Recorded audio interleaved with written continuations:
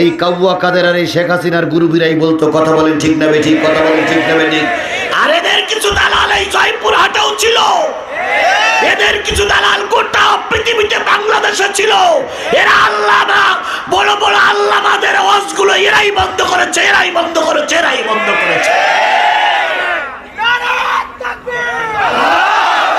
কি কায়দায় বলতেন, কি কায়দায় বলতেন জিহাদিরে জয়পুরহাটে ঢুকতে দেওয়া হবে না। আপনি পেতাত্তা কোথায় আছেন? আমি জিহাদি জয়পুরহাটে এসেছি, আপনি পাল্লি ঠেকান।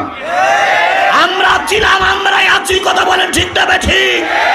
ধারকির মামলার পরও আমি জয়পুরহাটের আনাচে কানাচে মাহফিল করেছি, হাজারো বাধা উপেক্ষা করে জয়পুরহাটে মাহফিল চালিয়ে গেছি। তোমরা এক ধাক্কায় পালিয়ে গিলে কেন দুলাভাই?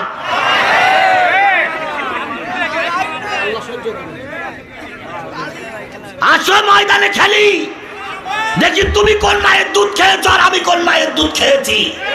আসো ময়দানে খেলি, দেখি তোমার বাহুতে কি জোর আছে আর আমার বাহুতে কি জোর আছে।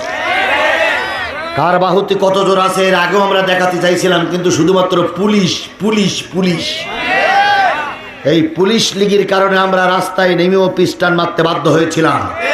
যদি সেদিন পুলিশ না থাকতো, একটারও ময়দানে এক সেকেন্ডের জন্য দাঁড়াতে দিতাম না আমরা। আমাদের সংগঠন, আমাদের জামাত বিএনপির লোক কোনো অবস্থায় কম ছিল না, শুধুমাত্র পুলিশের কারণে অনেককে রাস্তার থেকে উইড্রো করতে হয়েছে।